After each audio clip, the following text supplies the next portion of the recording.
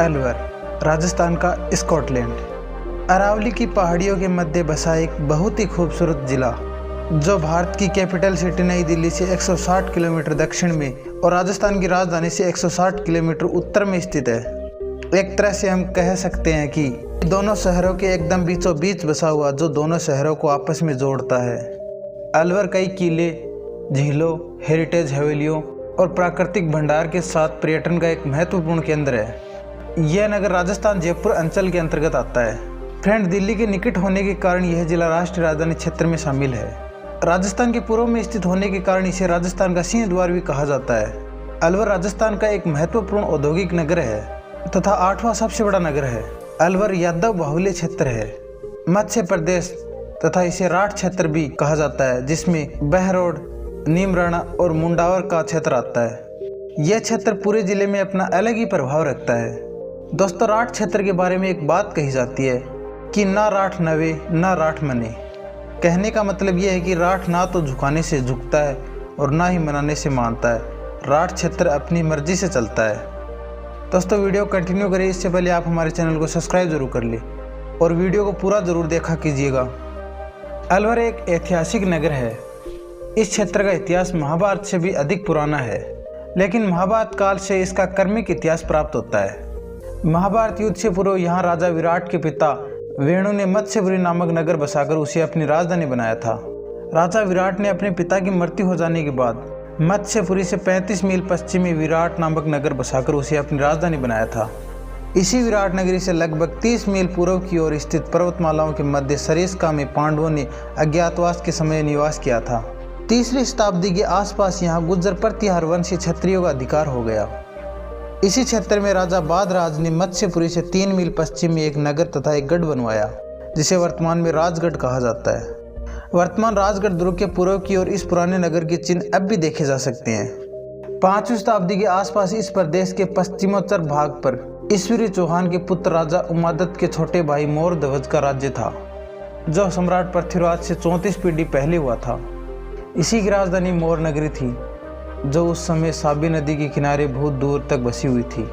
इस बस्ती के प्राचीन चिन्ह नदी के कटाव पर अब भी पाए जाते हैं। 6वीं शताब्दी में इस प्रदेश के उत्तरी भाग पर भाटी क्षत्रियों का अधिकार था। राजौरगढ़ के शिलालेख से पता चलता है कि सन 959 में इस प्रदेश पर गुर्जर प्रतिहार वंशी सवार के पुत्र मंथन देव का अधिकार था, जो कन्नौज के भंडारक राजा परमेश्वर ऋषिपाल देव के द्वितीय पुत्र श्री विजयपाल देव का सामंत था। इसकी राजधानी राजपुर थी। 13वीं शताब्दी से पूर्व अजमेर के राजा बिसलदेव चौहान ने राजा महेश निकुंभ के वंशज मंगल निकुंभ को हराकर यह प्रदेश निकुंभ राजपूतों से छीनकर अपने वंशज के अधिकार में दे दिया। पृथ्वीराज चौहान और मंगल निकुंभ ने ब्यावर के राजपूतों की लड़कियों से वैवाहिक संबंध स्थापित किए। सन 1205 में कुतुबुद्दीन ऐबक ने चौहानों से यह छीनकर पुनः निकुंभ राजपूतों को दिया। 2 जून 1740 को रविवार के दिन मोहब्बत सिंह की रानी बख्त कंवर ने एक पुत्र को जन्म दिया, जिसका नाम प्रताप सिंह रखा गया। इसके पश्चात सन 1756 में मोहब्बत सिंह बखाड़े के युद्ध में जयपुर राज्य की ओर से लड़ता हुआ वीरगति को प्राप्त हुआ, जिसकी राजगढ़ में विशाल छतरी बनी हुई है। मोहब्बत सिंह की मृत्यु के बाद उसके पुत्र प्रताप सिंह ने 1775 को अलवर राज्य की स्थापना की।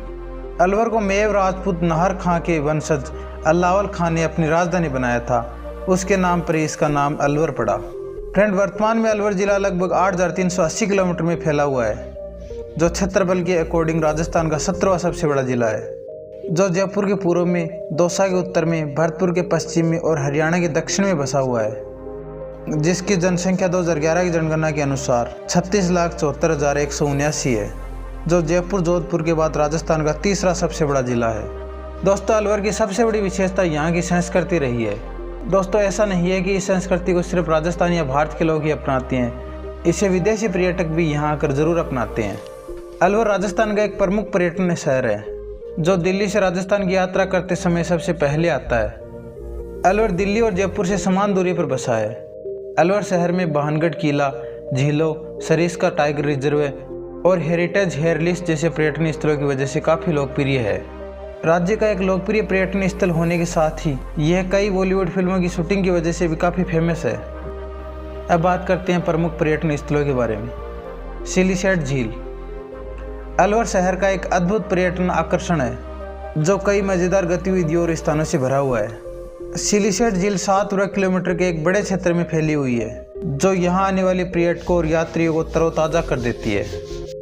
यह झील क्षेत्र एक प्रसिद्ध पिकनिक स्पॉट है, जो पर्यटकों द्वारा बेहद पसंद किया जाता है। अगर आप भी अलवर आए तो इस जगह को आप जरूर विजिट कीजिएगा। सरिस्का वन्य जीव अभयारण्य अलवर शहर का एक प्रमुख पर्यटन स्थल, जो लगभग 800 वर्ग किलोमीटर के क्षेत्र में फैला हुआ है।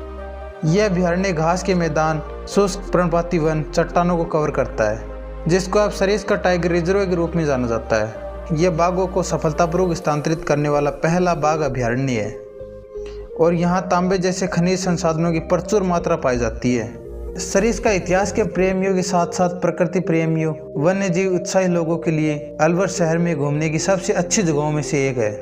नेक्स्ट है सरिस्का पैलेस। सरिस्का पैलेस का निर्माण अलवर के महामहिम महाराजा स्वाई जय सिंह द्वारा 1892 में करवाया गया था। भव्य सरिस्का पैलेस अलवर शहर में देखने की सबसे अच्छी जगह है। इस खूबसूरत महल का हर कोना बेहद आकर्षक है। यह महल 20 एकड़ के हरे भरे परिदृश्य में फैला है, जो पर्यटकों को अपनी भव्यता में डूबने पर मजबूर कर देता है। सरिस्का पैलेस की सुंदरता का सबसे मुख्य कारण है कि यह सरिस राष्ट्रीय उद्यान के किनारे पर स्थित है। महाराजा स्वाई जय सिंह ने इस खूबसूरत महल को अपने मेहमानों और खुद के लिए शिकार लॉज के रूप में बनवाया था। आपको बता दें कि सरिस्का पैलेस अब 5 स्टार होटल के रूप में पर्यटकों के लिए खुला हुआ है और राजस्थान के सबसे लोकप्रिय धरोहर होटलों में से एक है। अब है city palace. City palace Alwar में देखने की सबसे अच्छी जगहों में से एक है, जिसको विनय विलास महल के रूप में भी जाना जाता है। यह महल मुगल और राजस्थानी डिजाइन के सुंदर मिश्रण के साथ वास्तुकला का एक चमत्कार है, जो आपको शाही जीवन शैली की झलक देता है। सिटी पैलेस की दीवार व छत पर भित्ति चित्र और मिरर वर्क इस महल को बेहद आकर्षित बनाता है। मोती डूंगरी मूल रूप से 1882 में बनाया गया था। वर्ष 1928 तक यह अलवर के शाही परिवार का मुख्य निवास था। 1928 के बाद महाराजा जय सिंह ने पुराने महल को ढहाने का फैसला किया और बाद में इसकी जगह एक और शानदार इमारत बनाई, जिसे काफ़ी संख्या में पर्यटक देखने आते हैं। अलवर किला या बाला किला अलवर शहर के ऊपर अरावली रेंज में स्थित है। ये किला अलवर शहर के प्रमुख पर्यटन स्थलों में से एक है, जिसका निर्माण 15वीं शताब्दी में हसन खां मेवाती द्वारा किया गया था। बाला किला अलवर शहर में 300 मीटर ऊंची पहाड़ी पर स्थित है, जो शहर को एक राजसी दृश्य प्रदान करता है। अगर आप बाला किला घूमने जाते हैं तो वहाँ का हर हिस्सा अपने इतिहास के बारे में बताता है। भानगढ़ का किला अलवर जिले की अरावली पर्वतमाला में सरिस्का अभयारण्य में स्थित है। यह किला ढलान वाले इलाके में पहाड़ियों की तट पर बसा हुआ है, जो देखने में बेहद ही भयानक लगता है। भानगढ़ किला अलवर शहर का बेहद प्रसिद्ध पर्यटन स्थल है, जो अपनी भूतिया किस्सों की वजह से सबसे ज़्यादा चर्चा में बना रहता है।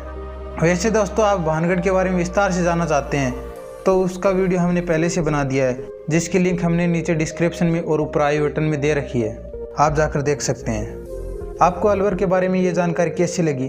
अगर अच्छी लगी तो वीडियो को लाइक ज़रूर कीजिए और आप ये वीडियो कहाँ से देख रहे हैं ये हमें ज़रूर कमेंट में बताइए। साथ ही अगर आप हमारे चैनल पर नए हैं तो चैनल को सब्सक्राइब जरूर कर लीजिए, ताकि आगे आने वाले वीडियो को आपको जल्द से जल्द पता चल सके।